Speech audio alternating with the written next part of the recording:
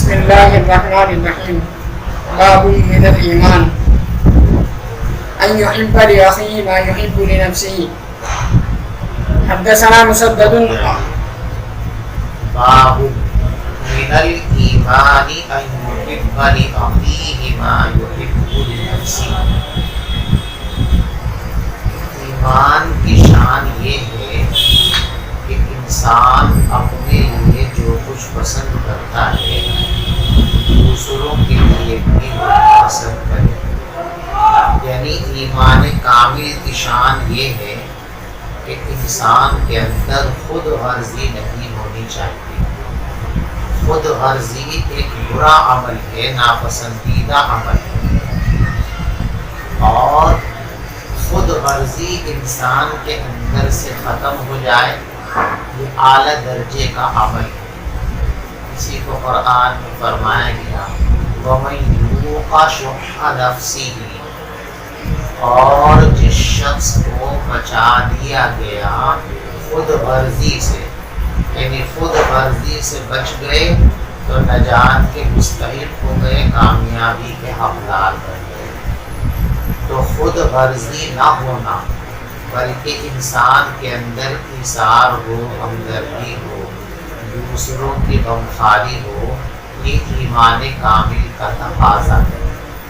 اسی کو حضور پاک صلی اللہ علیہ وسلم نے ارشاد فرمایا لا یؤمن احدکم حتی یحب لأخیہ ما یحب لنفسہ، تم میں سے کوئی شخص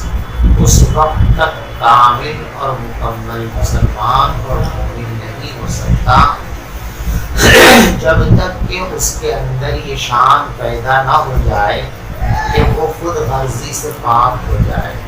جو چیزیں اپنے لیے پسند کرتا ہے وہی دوسروں کے لیے پسند کرے، اپنے لیے راحت پسند کرتا ہے تو دوسروں کے لیے راحت پسند کرے، اپنے لیے عزت کو پسند کرتا ہے تو دوسروں کی عزت کرے، اپنی جان اور مال میں کسی طرح کی دسترازی کو پسند نہیں کرتا تو دوسروں کے بارے میں بھی اس کا یہی ذہن اور خیال ہونا چاہیے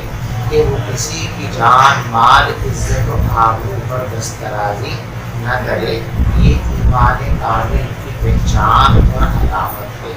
جب یہ خوبی کسی انسان کے اندر پیدا ہو جائے گی تو وہ ایمان کامل کا حقدار اور ایمان کامل سے متصف ہو جائے گا۔ حضرت امام بخاری رحمۃ اللہ علیہ یہاں استدلال وہی فرماتے ہیں جو پہلے بھی آپ سن چکے ہیں کہ دیکھو یہاں دوسروں کی خیر خواہی اس کو ایمان کا حصہ قرار دیا گیا، تو گویا کہ ایمان کیا ہوا؟ اجزا ہوا، مرکب ہوا۔ تو ایمان کے مرکب ہونے کا جو دعویٰ امام بخاری رحمۃ اللہ علیہ نے سب سے پہلے باب کے اندر فرمایا تھا، اس ذیلی باب کے اندر بھی اسی دعوے کی دلیل لائے ہیں، اسی دعوے کی تائید اور پختگی کا انتظام کیا ہے کہ دیکھو خیر خواہی دوسروں کی اور جو ہے بخل سے اور خود غرضی سے بچ جانا یہ ایمان کا حصہ ہے، اور جب ایمان کا حصہ ہے تو ایمان ذو اجزا اور مرکب ہوا۔ جواب اس کا وہی ہے جو پہلے بھی آپ حضرات سن چکے ہیں کہ اگر خود غرضی سے بچ جانے کو، دوسروں کی خیر خواہی کو ایمان کا جز کہا گیا ہے تو یہ ایمان کامل کا جز ہے، نفس ایمان کا جز نہیں ہے۔ اور ہماری جو مرکب اور بسیط ہونے کی گفتگو ہے وہ نفس ایمان کے سلسلے میں، یعنی اختلافی مسئلہ یہ ہے کہ نفس ایمان مرکب ہے یا نفس ایمان مرکب نہیں ہے۔ کمال ایمان تو مرکب ہے، اس میں کسی کا کوئی اختلاف نہیں ہے۔ تو جو کچھ امام بخاری رحمۃ اللہ علیہ کے استدلال سے ثابت ہوا اس میں کسی کا اختلاف نہیں ہے، اور جس مسئلے میں اختلاف ہے اس مسئلے پر اس استدلال سے کوئی روشنی نہیں ہو رہی ہے۔ باب من الایمان ان یحب لأخیہ ما یحب لنفسہ، یہ بھی ایمان ہے یہ بھی ایمان میں شامل ہے کہ آدمی اپنے بھائی کے لیے وہی پسند کرے جو اپنی ذات کے لیے پسند کرتا ہے۔ وَبِهِ قَالَ حَدَّثَنَا مُسَدَّدٌ قَالَ حَدَّثَنَا يَحْيَىٰ عَنْ شُعْبَةَ عَنْ قَتَادَةَ عَنْ أَنَسٍ عَنِ النَّبِيِّ صَلَّى اللَّهُ عَلَيْهِ وَسَلَّمَ وَعَنْ حُسَيْنِ الْمُعَلِّمِ قَالَ حَدَّثَنَا قَتَادَةُ عَنْ أَنَسٍ عَنِ النَّبِيِّ صَلَّى اللَّهُ عَلَيْهِ وَسَلَّمَ۔ یہاں اس روایت کی دو سند ذکر کی ہیں حضرت امام بخاری رحمۃ اللہ علیہ۔ حضرت انس رضی اللہ تعالی عنہ فرماتے ہیں کہ نبی پاک صلی اللہ علیہ وسلم نے ارشاد فرمایا لا یؤمن احدکم حتی یحب لاخیہ ما یحب لنفسہ، کوئی شخص مومن نہیں ہو سکتا، یعنی کامل مومن نہیں ہو سکتا یہاں تک کہ وہ پسند کرنے لگے اپنے بھائی کے لیے انہی چیزوں کو جن کو وہ پسند کرتا ہے اپنی ذات کے لیے۔ باب حب الرسول صلی اللہ علیہ وسلم من الایمان۔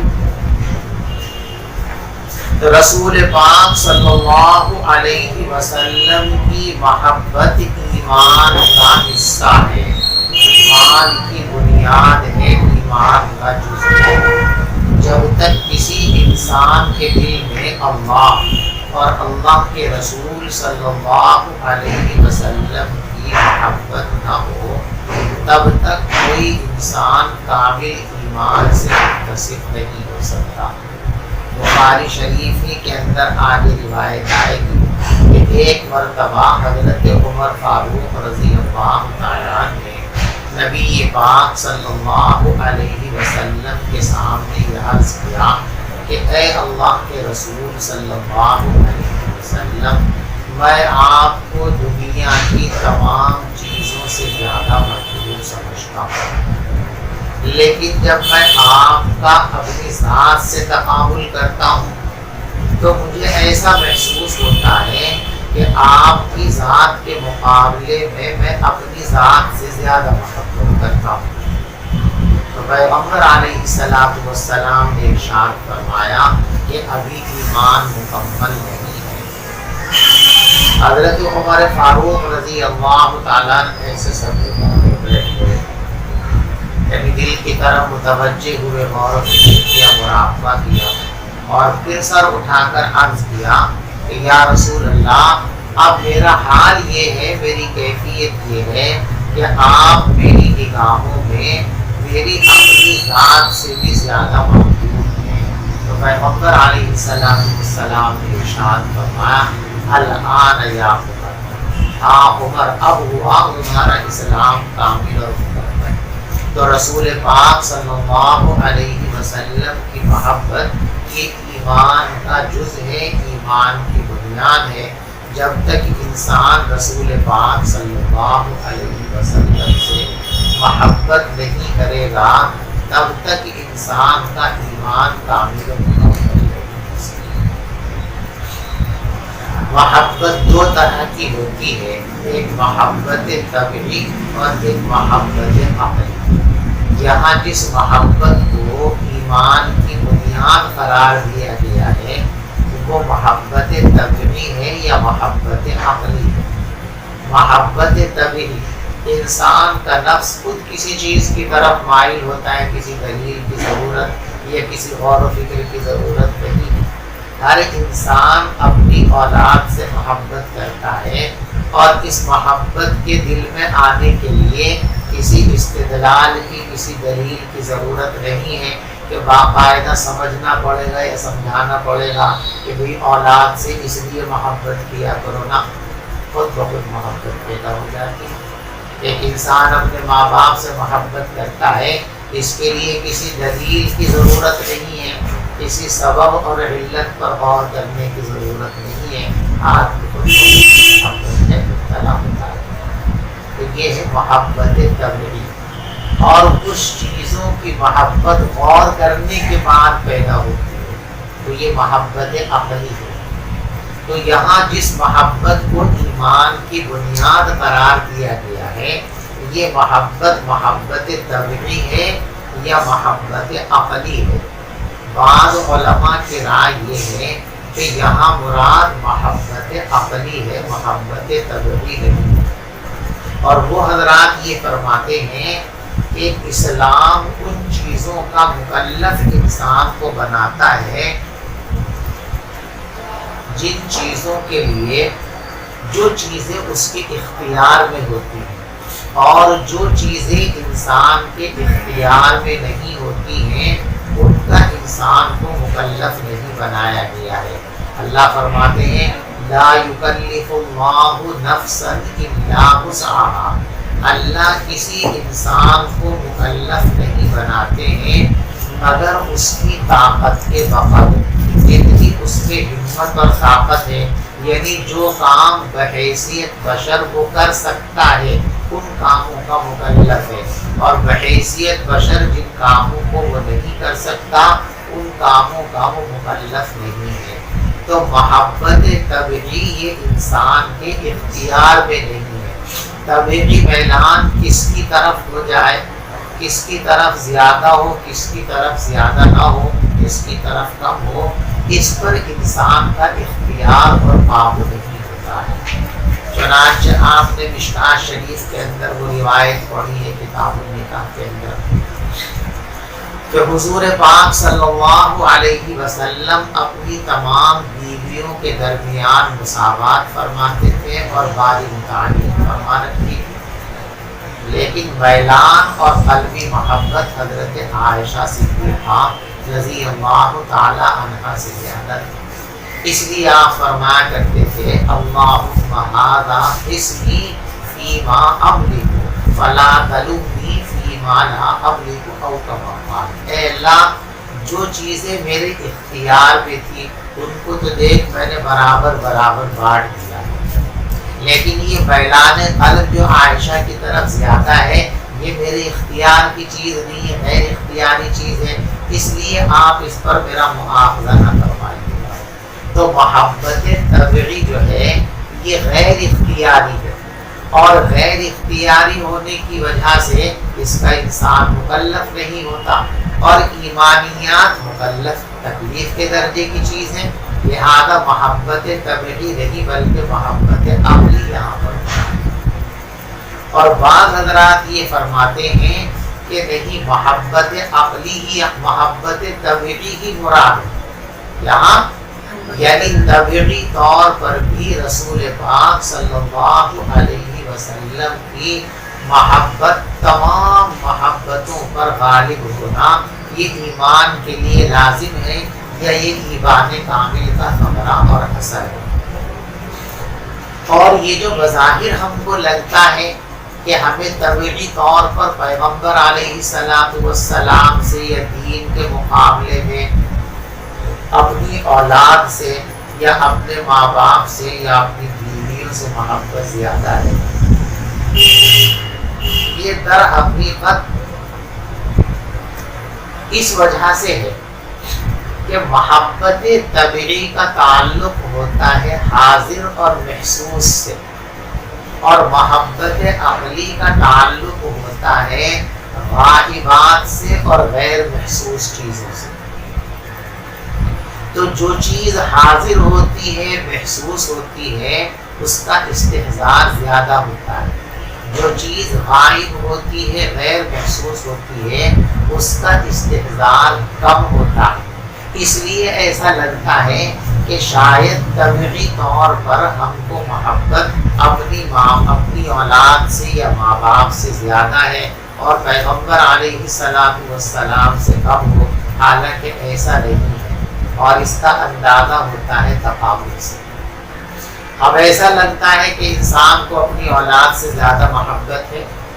لیکن اگر تقابل ہو جائے تو اس وقت پتہ چلتا ہے کہ اولاد سے بھی زیادہ محبت کس سے ہے۔ مثلا آپ کا بیٹا آپ کو بے انتہا محبوب ہے،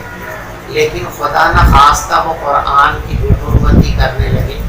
پیغمبر علیہ السلام کی شان کے نامناسب کوئی جملہ خدا نہ کرے اس کی زبان پہ آ جائے تو آپ برداشت کر لیں؟ ہرگز برداشت نہیں کر سکتے۔ چنانچہ حضرت صدیق اکبر رضی اللہ تعالیٰ عنہ کے بیٹے ہیں، وہ شروع میں مسلمان نہیں ہوئے تھے۔ جس وقت غزوہ بدر پیش آیا تھا تو صدیق اکبر کے صاحبزادے اس وقت مسلمان نہیں ہوئے تھے، اور مشرکین مکہ کے ساتھ حضور کا اور مسلمانوں کا مقابلہ کرنے کے لیے آئے تھے۔ بعد میں اللہ نے ایمان کی توفیق عطا فرما دی، مسلمان ہو گئے، ہجرت کر کے مدینہ منورہ تشریف لے آئے۔ تو ایک روز باپ اور بیٹے دونوں بیٹھے ہوئے تھے، بات چل رہی تھی، تو بیٹے نے کہا کہ ابا حضور،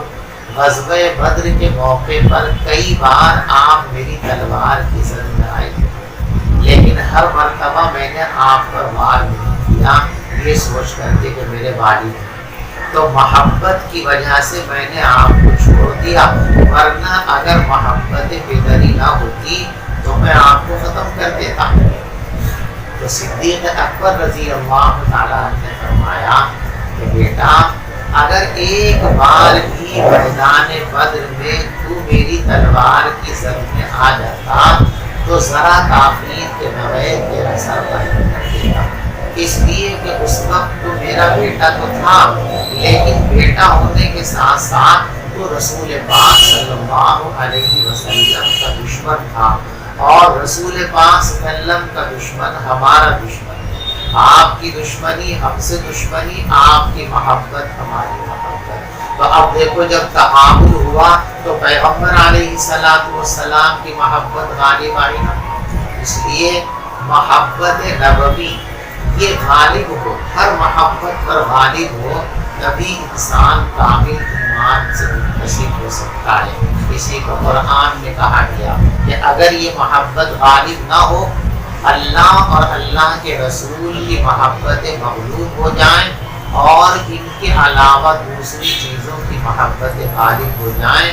تو پھر تمہارے لیے خطرہ ہے۔ قُلْ إِنْ كَانَ آبَاؤُكُمْ وَأَبْنَاؤُكُمْ وَإِخْوَانُكُمْ وَأَزْوَاجُكُمْ وَعَشِيرَتُكُمْ وَأَمْوَالٌ اقْتَرَفْتُمُوهَا وَتِجَارَةٌ تخشون كسادها ومساكن ترضونها أحب إليكم من الله ورسوله وجهاد في سبيله فتربصوا حتى يأتي الله بأمره۔ اے محمد صلی اللہ علیہ وسلم، آپ صاف صاف ان لوگوں کو یہ بات بتا دیجیے کہ اگر تمہاری نظر میں تمہارے باپ، تمہاری مائیں، تمہاری اولاد، تمہاری بیویاں، تمہارے خاندان اور تمہارا وہ مال جسے تم سینت سینت کے رکھتے ہو، اور تمہاری وہ تجارت جس میں گھاٹے کے تصور سے تم کام جاتے ہو، اور تمہارے وہ مکانات اور محلات اور بلڈنگیں جن کو تم پسند کرتے ہو، احب الیکم، اگر یہ تمہارے نزدیک اللہ سے زیادہ محبوب ہیں، اللہ کے رسول سے زیادہ محبوب ہیں، اور اللہ کے راستے میں جہاد کرنے سے زیادہ محبوب ہیں، فتربصوا، تو اب انتظار کرو اللہ کی طرف سے آنے والے عذاب۔ تو محبت نبی اگر غالب نہ ہو تو خطرات ہیں، اور ایمان میں کمال پیدا نہیں ہو سکتا۔ اسی کو فرمایا گیا حب الرسول صلی اللہ علیہ وسلم من الایمان، اللہ کے رسول صلی اللہ علیہ وسلم سے محبت کرنا یہ ایمان کا حصہ ہے۔ امام بخاری رحمۃ اللہ علیہ کا وہی استدلال یہاں بھی ہے کہ دیکھو محبت کو ایمان کا جز قرار دیا گیا ہے، اور جب یہ عمل ایمان کا جز ہے تو معلوم ہوا کہ ایمان مرکب ہے۔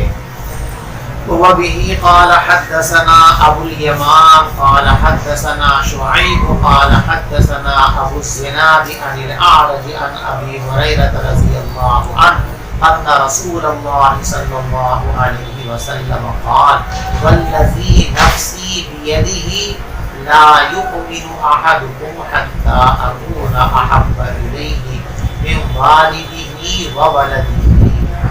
اس ذات کی قسم جس کے قبضے میں محمد الرسول اللہ صلی اللہ علیہ وسلم کی ذات ہے، تم میں سے کوئی شخص اس وقت تک کامل ایمان والا نہیں ہو سکتا جب تک کہ میں اس کے نزدیک سب سے زیادہ محبوب نہ بن جاؤں، اس کے ماں باپ سے بھی اور اس کی اولاد سے۔ اور اگلی روایت میرا والناس اجمعین، تمام انسانوں سے زیادہ محبت رسول پاک صلی اللہ علیہ وسلم کی ہونی چاہیے۔ باب حلاوت وبه قال حدثنا يعقوب بن ابراهيم قال حدثنا ابن علية عن عبد العزيز بن صهيب عن انس عن النبي صلى الله عليه وسلم وبه قال حدثنا آدم بن ابي اياس قال حدثنا شعبة عن قتادة عن انس قال قال رسول الله صلى الله عليه وسلم لا يؤمن احدكم حتى اكون احب اليه من والده وولده والناس اجمعين۔ باب حلاوت الایمان، باب حلاوت الایمان، ایمان کی مٹھاس کا بیان، ایمان کی لذت کا بیان۔ دیکھو ایمان کی لذت ہے استلزام الطاعات و تحمل المشاق، اللہ کی عبادت میں مزہ آنے لگے، اللہ کے دین کے لیے جو پریشانیاں مشقتیں اٹھائی جاتی ہیں ان میں انسان کو مزہ آنے لگے، بجائے تکلیف کے راحت محسوس کرنے لگے، یہ ہے حلاوت ایمان۔ یعنی جب یہ کیفیت پیدا ہو جائے تو سمجھ لو ایمان کامل اور مکمل ہو گیا۔ انسان جب محنت کرتا ہے کرتا رہتا ہے تو ایک وقت وہ آتا ہے جب ایمان کمال کی بلندیوں پر پہنچتا ہے تو اب انسان کو عبادتیں اسی طرح مرغوب ہو جاتی ہیں جس طریقے سے اپنی حوائج ضروریہ مرغوب ہوتی ہیں۔ جیسے انسان کو کھانے میں مزہ آتا ہے، پینے میں مزہ آتا ہے، سونے میں مزہ آتا ہے، اور سونے کا تقاضا ہو اور نیند سونے کا موقع نہ ملے تو بے چینی ہوتی ہے، پیاس لگی ہوئی ہو پینے کو ٹھنڈا مشروب نہ ملے تو بے چینی ہوتی ہے، بھوک لگی ہوئی ہے پیٹ بھرنے کے لیے کھانا نہ ملے تو بے چینی ہوتی ہے۔ جب انسان کا ایمان حد کمال کو پہنچتا ہے، اللہ ہم سب کو یہ دولت نصیب فرمائے، تو اب عبادتوں میں اس کی یہی کیفیت پیدا ہو جاتی ہے کہ نماز پڑھنے میں، روزہ رکھنے میں، ذکر کرنے میں، اللہ کے احکام کو پورا کرنے میں اس کو اسی طرح مزہ آتا ہے جس طریقے سے مرغوبات کو استعمال کرنے میں مزہ آتا ہے۔ اور وقت آنے پر اگر ان چیزوں کو کرنے میں رکاوٹ اور تاخیر ہوتی ہے تو اس کے نفس میں اسی طریقے سے بے چینی ہوتی ہے، تکلیف ہوتی ہے، جس طریقے سے طبعی ضرورتوں کی تکمیل نہ ہونے کی صورت میں پریشانی ہوتی ہے۔ حضرت گنگوہی رحمۃ اللہ علیہ کا واقعہ میں نے آپ کو پہلے سنایا تھا غالباً، کہ حضرت گنگوہی رحمۃ اللہ علیہ جب حضرت حاجی امداد اللہ مہاجر مکی رحمۃ اللہ علیہ سے بیعت ہوئے تو کافی دن گزر گئے، حضرت حاجی امداد اللہ مہاجر مکی رحمۃ اللہ علیہ نے حضرت گنگوہی رحمۃ اللہ علیہ کو خط لکھا۔ یعنی عموماً تو مریدین خط لکھتے ہیں، لیکن یہ ایسے مرید ہیں کہ پیر ان کو خط لکھ رہے ہیں۔ پیر نے خط لکھا کہ بھئی مولوی رشید احمد، سارے لوگ جو ہم سے متعلق اور منسلک ہیں ان کے خطوط آتے رہتے ہیں اور وہ اپنے احوال بیان کرتے رہتے ہیں، لیکن آپ نے آج تک اپنا کوئی حال نہیں بتایا۔ جب استاد پیر کا خط آ گیا، شیخ محترم کا خط آ گیا تو جواب دینا ضروری تھا، تو حضرت نے جواب نہیں دیا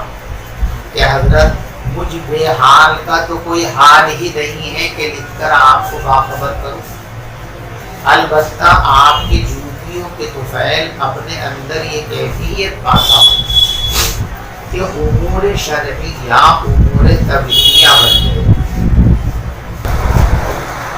تو فرمایا کہ حضرت پہلی بات یہ ہے کہ امور طبیعیہ امور شرعیہ امور طبیعیہ بن گئے،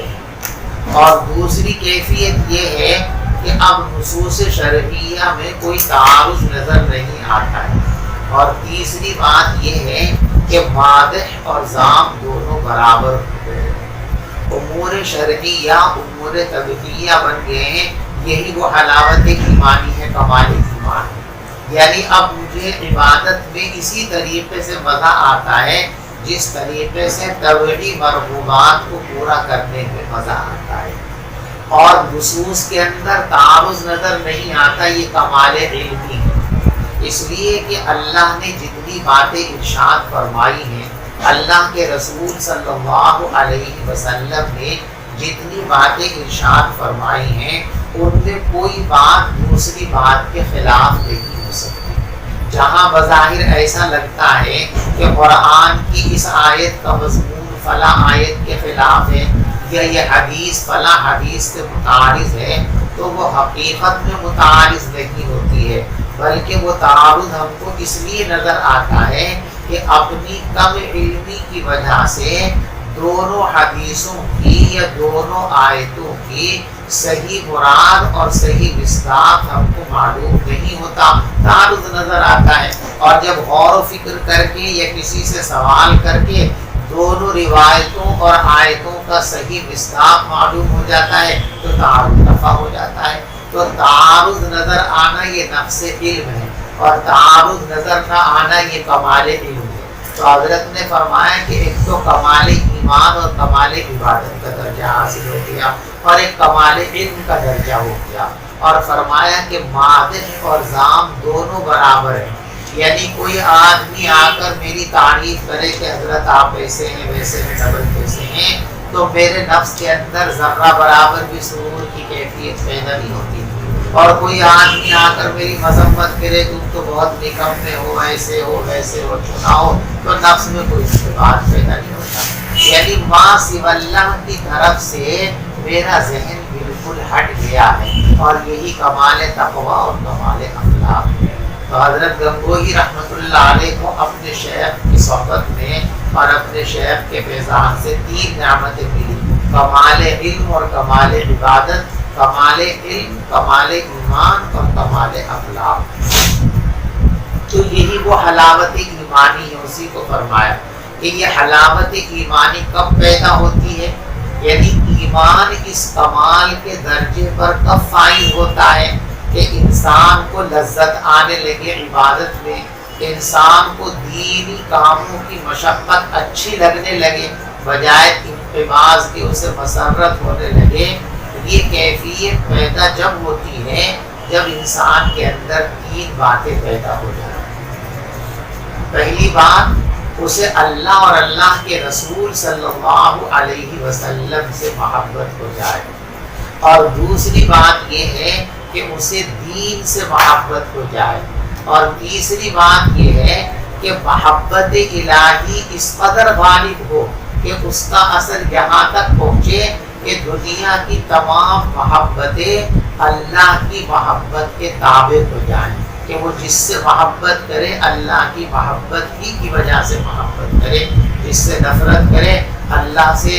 دشمنی کی بنیاد پر، یعنی وہ چیز اللہ کو پسند نہیں اس لیے مجھے بھی پسند ہے، وہ چیز اللہ کو پسند ہے اس لیے مجھ کو پسند ہے۔ تو اللہ کی محبت اور اللہ کے رسول صلی اللہ علیہ وسلم کی محبت سب پر غالب آ جائے، نمبر 1۔ نمبر 2، اس محبت کا اثر اتنا بڑھ جائے کہ دنیا میں جتنی چیزوں سے انسان محبت کرتا ہے وہ محبت بھی محبت الہی اور محبت نبی کے تابع ہو جائے، اس کے زیر اثر آ جائے۔ اور تیسری چیز ہے دین سے بے پناہ محبت، اسی کو بیان فرمایا گیا اس کے اندر کہ کمال ایمان، یعنی اوپر والے ابواب میں جہاں تک کمال ایمانی کا بیان چلا رہا نا کہ یہ عمل کرنے سے ایمان میں کمال پیدا ہوتا ہے، یہ عمل کرنے سے ایمان میں کمال پیدا ہوتا ہے، یہ عمل کرنے سے ایمان میں کمال پیدا ہوتا ہے، ان باتوں کو چھوڑنے سے ایمان کے اندر کمال پیدا ہوتا ہے۔ تو یہ جو کمالات یعنی ایمان کے مکملات کا بیان چلا آ رہا ہے، اسی کا حصہ اور تتمہ یہ بھی ہے کہ کمال ایمانی کی نعمت حاصل کرنے کے لیے انسان کو ان 3 باتوں کا حامل ہونا ضروری ہے۔ جو ان 3 باتوں کا حامل ہو جائے گا اس کو ایمان کامل کی دولت نصیب ہو جائے گی۔ وہ 3 باتیں اس حدیث کے اندر بیان ہیں۔ دیکھو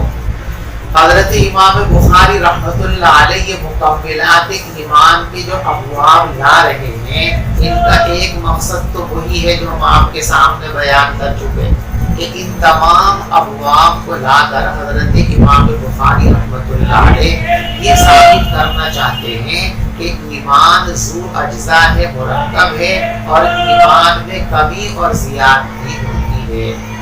لیکن اس کے ساتھ ساتھ ان ابواب کا ایک بڑا مقصد مرجئہ فرقے کی تردید بھی ہے۔ ایک فرقہ گزرا ہے جو مرجئہ کہلاتا ہے، ان کا عقیدہ اور خیال یہ ہے کہ ایمان لانے کے بعد اعمال صالحہ کا فائدہ تو ہوتا ہے، لیکن معصیت سے کوئی مضرت نہیں ہوتی ہے، معصیت بے ضرر ہے۔ یعنی ایمان لے آیا، اب نماز پڑھے یا نہ پڑھے، روزہ رکھے یا نہ رکھے، زکوٰۃ دے یا نہ دے، اسلامی اخلاق کو اختیار کرے یا نہ کرے، غریبوں کی مدد کرے یا نہ کرے، جہاد کے اندر جائے یا نہ جائے، کوئی فرق نہیں پڑتا، یہ تو مرضی سیدھے جنت میں چلا جائے، جنت کا ٹھیکہ ہو گیا۔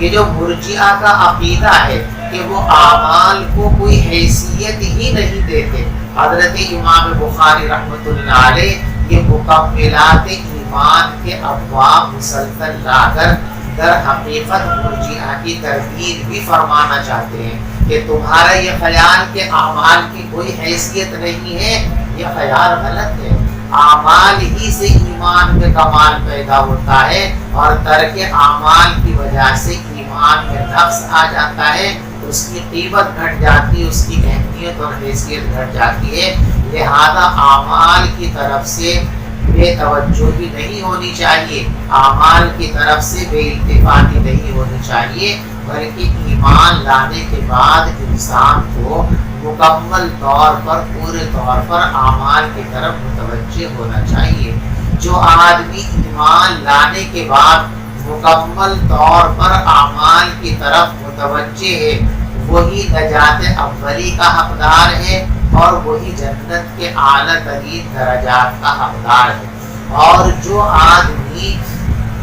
ایمان لانے کے بعد اعمال کی طرف توجہ نہ کرے، اس کو نجات تو ملے گی، لیکن نجات اولی، پہلے مرحلے کے اندر بغیر کسی سزا کے نجات مل جائے، وہ اس کا حقدار نہیں بنا۔ اور اعمال صالحہ کے بغیر جنت کے اعلیٰ ترین درجات کا پا لینا بھی ممکن نہیں ہے۔ اس لیے اعمال کو بے حیثیت نہیں سمجھنا چاہیے، بلکہ اعمال کی ایمان کے اندر بڑی اہمیت ہے۔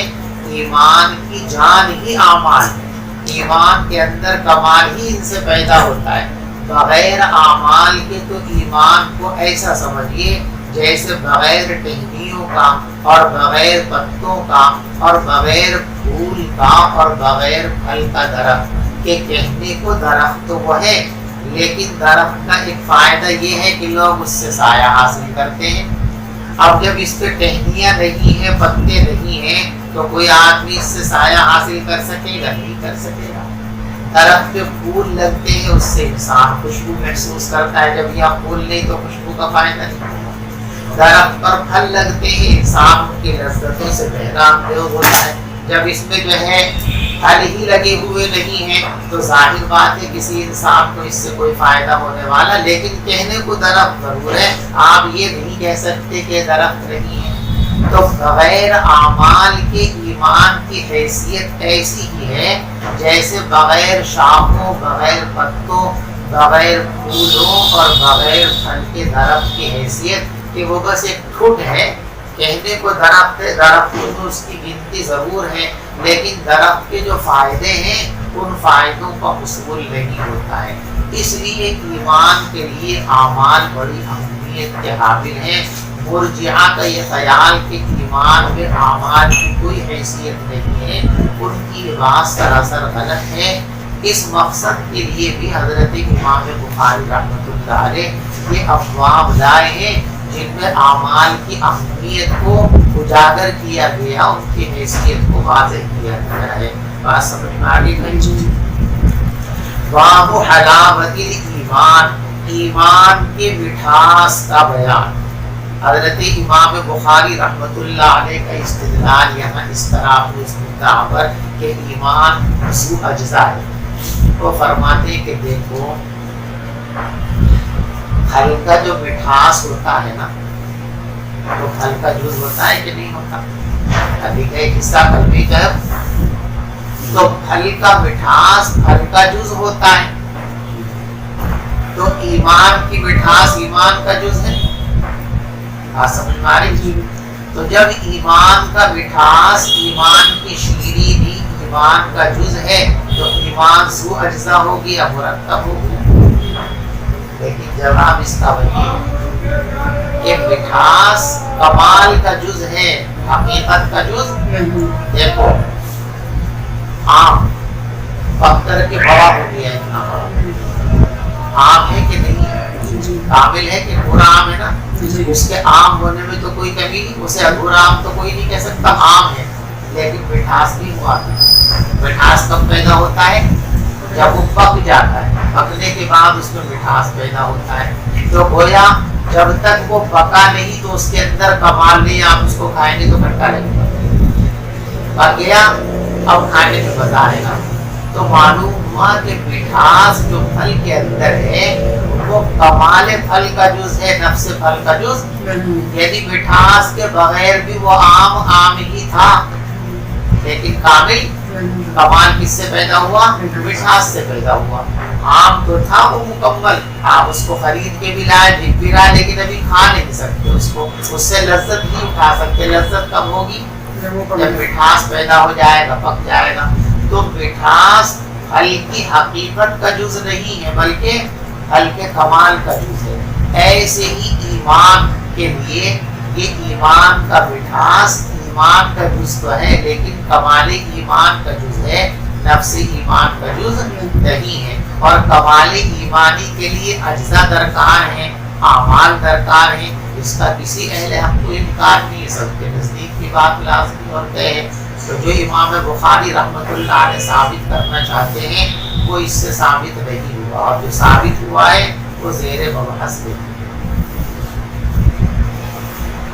وبه قال حدثنا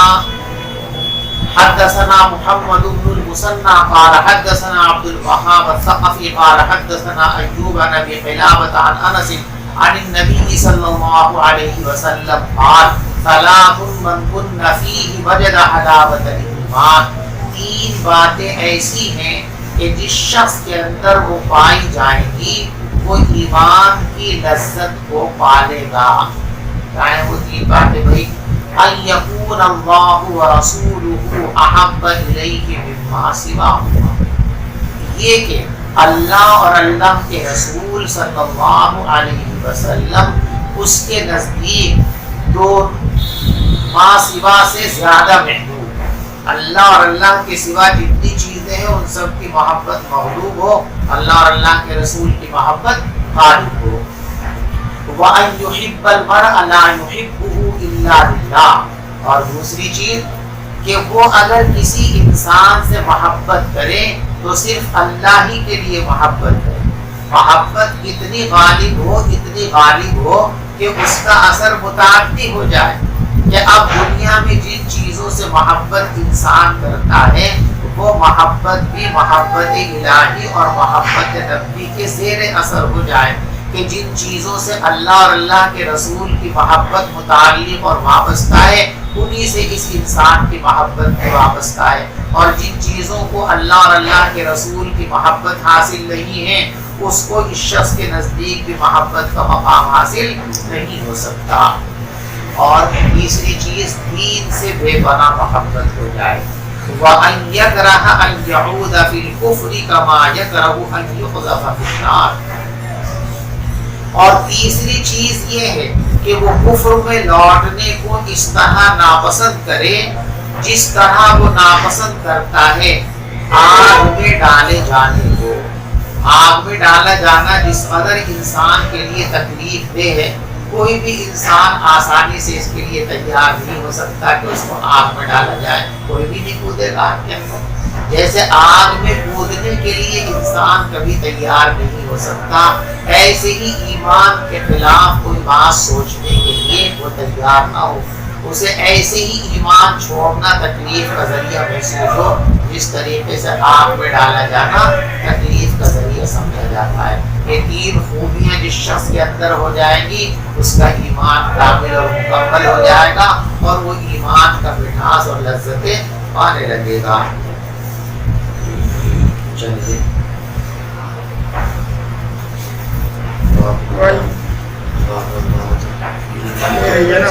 قال حدثنا ابو الوليد قال حدثنا شعبة قال اخبرني عبد الله بن جبر قال سمعت انس بن مالك عن النبي صلى الله عليه وسلم قال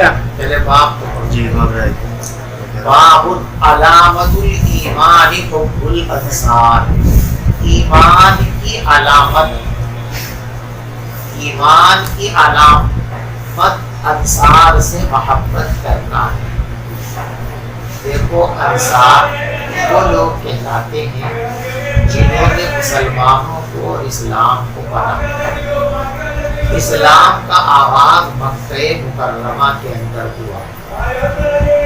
لیکن ایک لمبی مدت تک محنت کرنے کے باوجود بھی مکے والوں نے اسلام قبول نہیں کیا، چند گنے چنے افراد کے علاوہ کوئی بھی نہیں ہوا۔ اور نہ صرف یہ کہ اسلام کو قبول نہیں کیا بلکہ اسلام کی پرزور مخالفت کرتے رہے اور مسلمانوں کو ایذا اور تکلیف پہنچاتے رہے۔ بحکم خداوندی مسلمان اور نبی پاک صلی اللہ علیہ وسلم مدینہ پہنچے ہجرت کر کے، تو مدینے کے ان باشندوں نے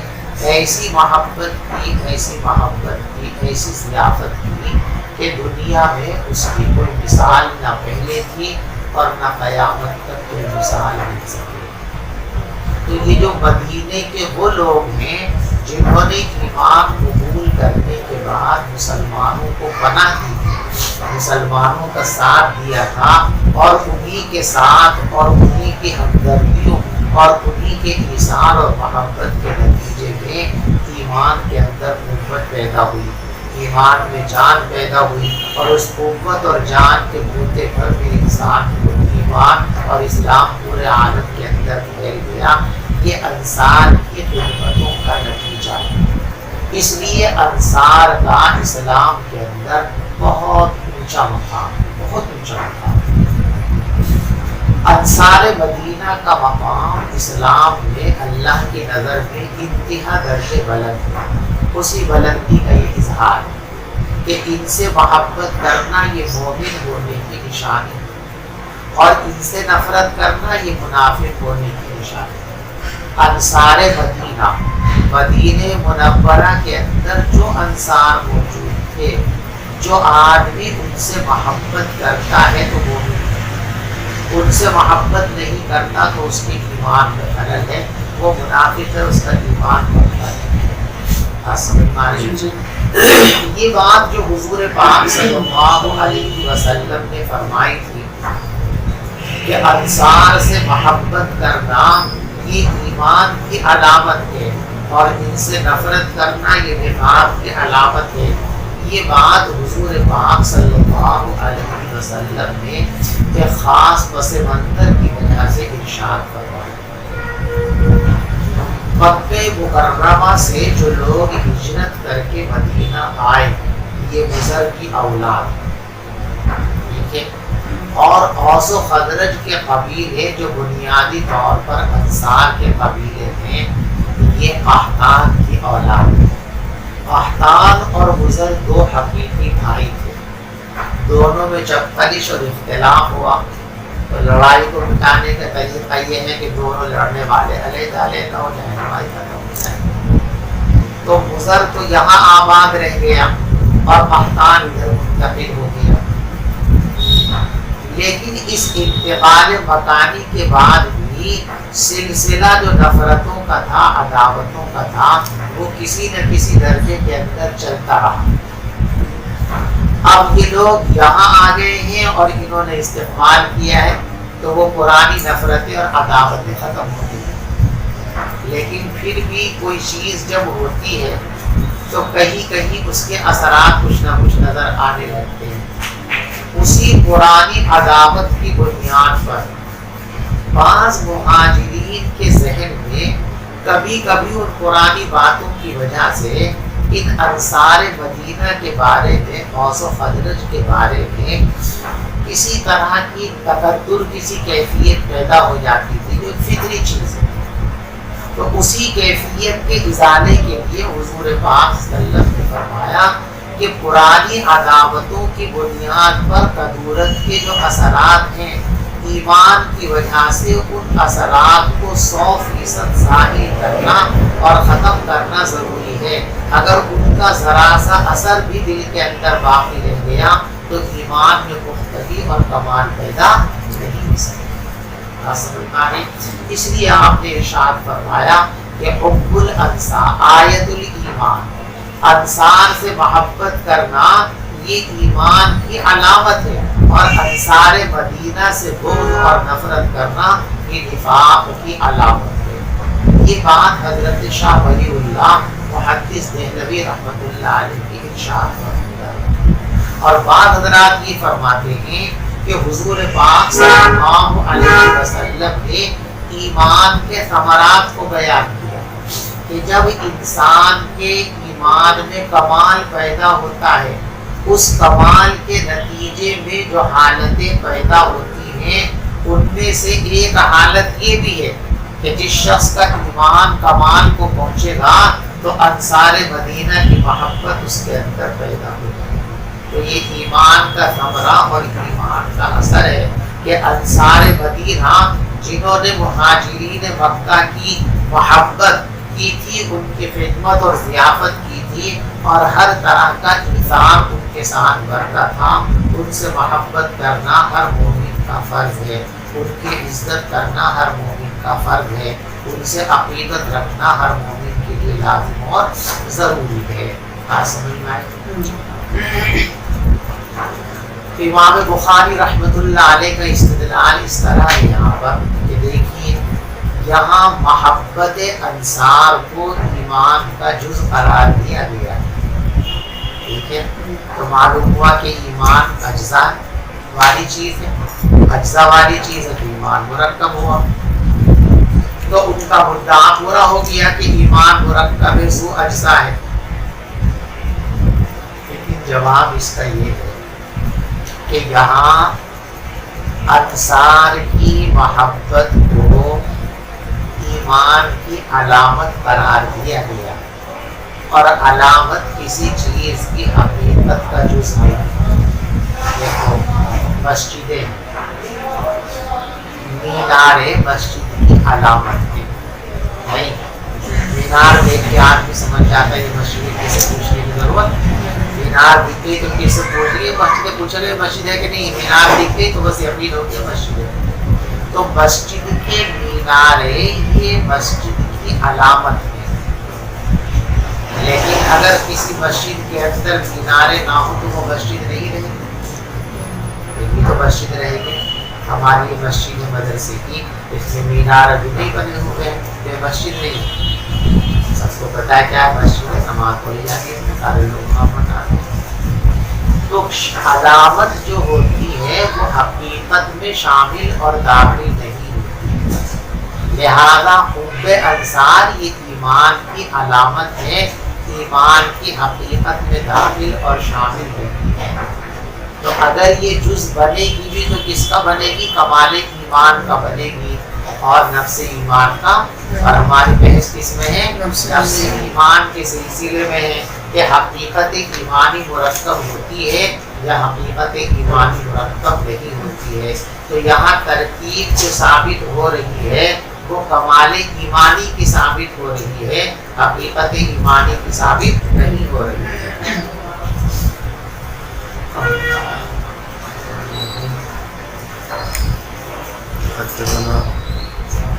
وبه قال حدثنا ابو الوليد قال حدثنا شعبة قال اخبرني عبد الله بن جبر قال سمعت انس بن مالك عن النبي صلى الله عليه وسلم قال آیت الایمان حب الانصار، ایمان کی نشانی اور علامت انصار مدینہ سے محبت کرنا ہے، وآیت النفاق بغض الانصار، اور نفاق کی نشانی اور علامت انصار مدینہ سے بغض اور عداوت رکھنا ہے۔ باب وبه قال حدثنا ابو اليمان قال حدثنا شعيب عن الزهري بغیر عنوان کے بخاری شریف کے اندر متعدد جگہ یہ صورت آپ دیکھیں گے کہ لفظ باب ہے لیکن اس باب کا کوئی عنوان نہیں،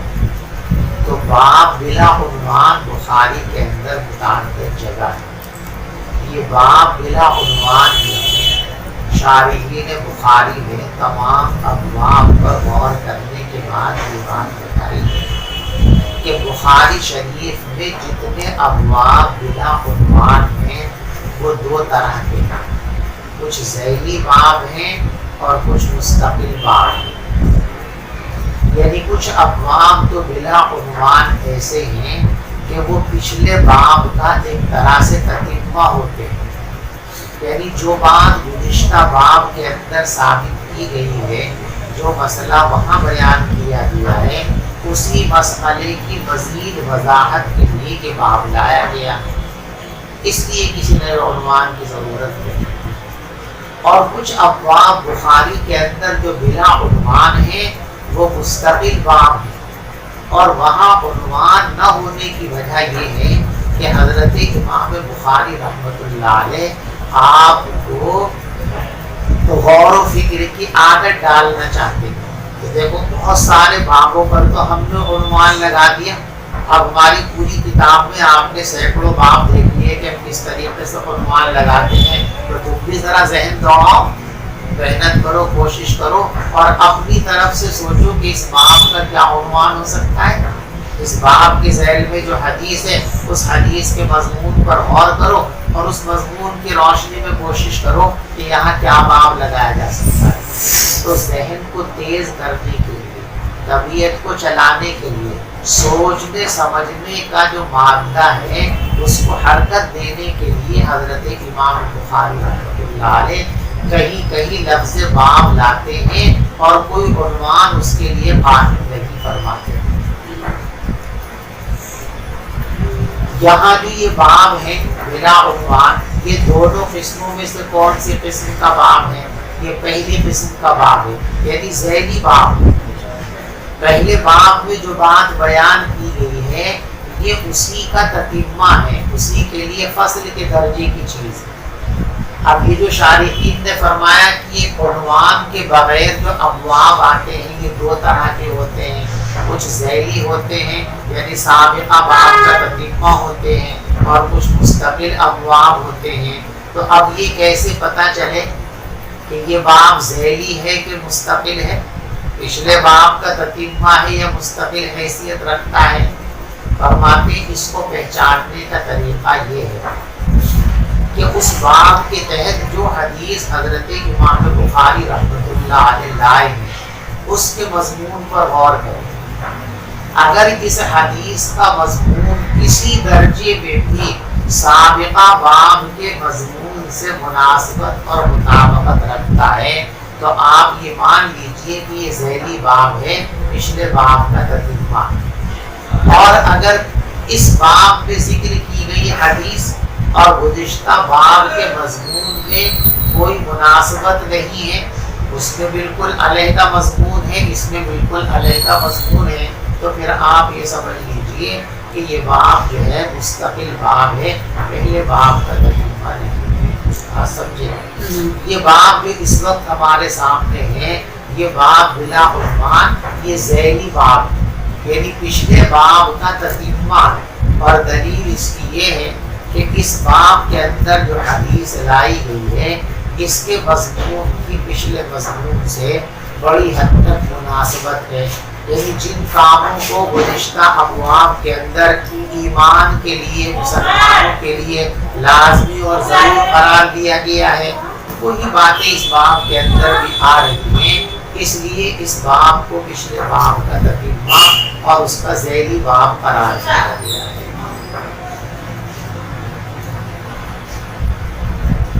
باب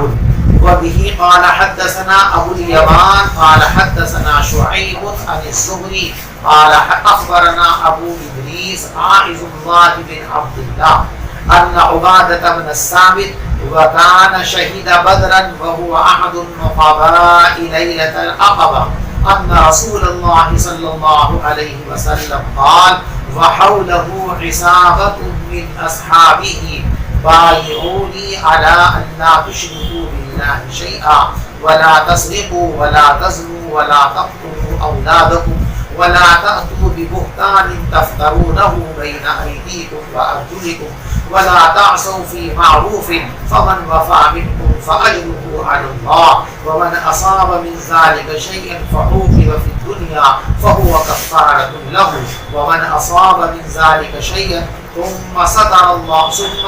الله فهو إلى الله إن شاء عفا عنه وإن شاء عاقبه فبايعناه على ذلك أو كما قال صلی اللہ علیہ وسلم۔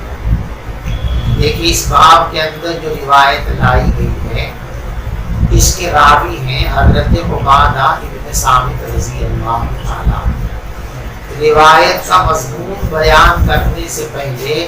یہاں ان کی دو خصوصیت بیان کی گئی کہ حضرت عبادہ ابن صامت رضی اللہ تعالیٰ جو اس روایت کو نقل کر رہے ہیں ان کو دو بڑی خصوصیتیں حاصل ہیں۔ پہلی بڑی خصوصیت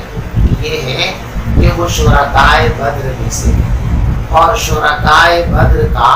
اللہ کے یہاں بڑا اونچا مقام ہے۔ رسول پاک صلی اللہ علیہ وسلم نے ارشاد فرمایا کہ اللہ یوں فرماتے ہیں شرکائے بدر کو مخاطب کر کے کہ اعملوا ما شئتم فقد غفرت لكم، تم جو چاہے کر لو میں نے معاف کر دیا۔ یعنی بڑے سے بڑے گناہ بھی اگر تم سے سرزد ہو جائیں گے تو میں پیشگی ضمانت دے رہا ہوں کہ میں نے تمہاری تباہ کر دی۔ تو شرکائے بدر کی بڑی اہمیت ہے اس لیے کہ بدر کا جو معرکہ پیش آیا ہے وہ حق و باطل کے درمیان پیش آنے والا پہلا معرکہ ہے، اور پہلا وہ موقع ہے جو 12 سال کی مشقت کے بعد کفار و مشرکین کو پہلی مرتبہ شکست کا ذائقہ چکھنا پڑا ہے اور مسلمانوں نے فتح کا منہ دیکھا ہے۔ اب تک مسلمان پٹتے آ رہے تھے، مصیبتیں برداشت کرتے آ رہے تھے، تکلیفیں برداشت کرتے آ رہے تھے، اب مسلمانوں نے کفار و مشرکین پر کاری ضرب لگائی اور بدر کے اندر مسلمانوں کی تعداد بھی بڑی مختصر اور مسلمانوں کے وسائل بھی بہت برائے نام تھے۔ اس کے باوجود اللہ تبارک و تعالیٰ کے حکم پر مسلمان جمے رہے، نہ انہوں نے اپنی تعداد کی ملت کو دیکھا اور نہ انہوں نے اپنے وسائل کی ملت کو دیکھا، بس اللہ کے حکم کو پورا کرنا ان کے پیش نظر رہا۔ اس لیے بدر کی بڑی اہمیت ہے اور بڑی حیثیت ہے۔ تو عبادہ ابن صامت کی ایک خصوصیت کو یہ بیان کی گئی ہے کہ وہ شرکائے بدر میں سے، اور دوسری خصوصیت یہ بیان کی گئی ہے کہ مینا میں ایک گھاٹی میں بیٹھ کر جن مخصوص لوگوں نے مدینہ منورہ سے آ کر حضور پاک صلی اللہ علیہ وسلم سے بیعت کی تھی، ان بیعت کرنے والوں میں یہ شامل ہے۔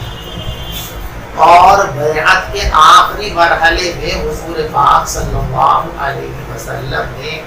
یہ فرمایا تھا کہ دیکھو موسیٰ علیہ السلام نے بنی اسرائیل کی قوم کو سنبھالنے کے لیے 12 نقیب اور 12 سردار اور ذمہ دار متعین فرمائے تھے۔ اس کا قرآن میں تذکرہ وَبَعَثْنَا مِنْهُمُ اثْنَيْ عَشَرَ نَقِيبًا، تو میں بھی تمہارے 12 نقیب متعین کرتا ہوں۔ وہ جو 12 نقیب متعین کیے گئے تھے ان میں حضرت عبادہ ابن صامت رضی اللہ عنہ بھی تھا۔ یہ عقبہ کے معنی ہے گھاٹی، پہاڑ کے بیچ سے جو گزرنے کا چھوٹا سا راستہ ہوتا ہے اسے عقبہ اور گھاٹی کہتے ہیں۔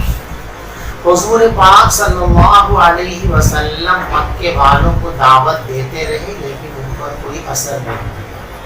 حج کے موقع پر چونکہ مختلف علاقوں سے لوگ آتے ہیں مکہ مکرمہ، تو حضور پاک صلی اللہ علیہ وسلم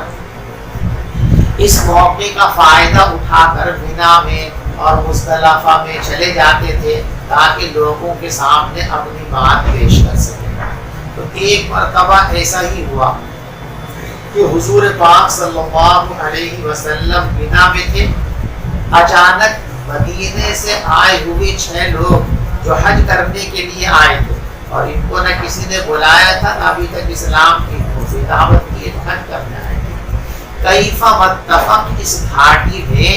ان حضرات سے حضور پاک صلی اللہ علیہ وسلم کی ملاقات،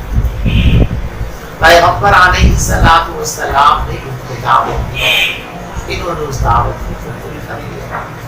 پھر دوسرے سال یہ حضرات بالقصد کچھ لوگ اکٹھے ہو کر کے آئے اور اسی مقام پر مینا کے میدان پہ پہاڑ کی گھاٹی میں پھر حضور پاک صلی اللہ علیہ وسلم سے ان کی باتیں ہوئی اور یہاں پیغمبر علیہ السلام نے ان سے بیعت کی۔ اسی ملاقات کو کہتے ہیں بیعت عقبہ اولیٰ، کہ پہاڑ کی گھاٹی میں پیش آنے والی پہلی بیعت۔ اس کے بعد پھر آئندہ سال یہ حضرات بڑی جماعت کے ساتھ آئے اور اسی گھاٹی میں انہوں نے پھر حضور سے بیعت کی، اسلامی تعلیمات کو قبول کرنے کا عہد و پیمان کیا۔ اس کو بیعت عقبہ ثانیہ کہتے ہیں۔ اور یہاں سے پھر حضور پاک صلی اللہ علیہ وسلم نے 2 صحابہ جو اچھی طریقے سے قرآن پڑھنا جانتے تھے ان کو بھیجا کہ آپ مدینے جاؤ اور وہاں کے لوگوں کو قرآن سکھاؤ۔ انہوں نے قرآن بھی سکھایا اور جب کر اسلام کی دعوت لوگوں کو پیش کی، جس سے مدینہ منورہ کے اندر اسلام پھیلنا شروع ہو گیا۔ تو وہ جو عقبہ کے اندر گھاٹی کے اندر بیٹھ کر حضور پاک صلی اللہ علیہ وسلم سے بیعت کی تھی حضرات نے،